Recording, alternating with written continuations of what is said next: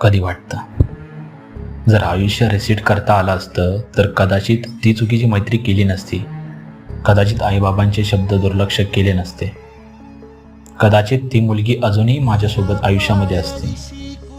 व्यसना होती आणि तिने किती वेळा हात धरला, पण मी त्याच सिगरेटमध्ये, त्या बाटलीत स्वतःला संपवायचं ठरवलं होतं. वेळ वाया घालवला नसता आणि स्वतःवर इतका राग केला नसता. पण मग लक्षात येतं की आयुष्य रिसेट करता येत नाही, पण चालू जागेवरून सुधारता येतं.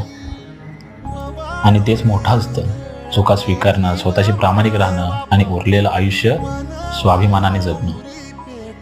कारण रिसेट नाही करता येत, पण रिब्राईट करता येतं नक्कीच. कारण काही माणसं परत येत नाहीत आणि काही चुकांना दुसरी संधी मिळत नाही.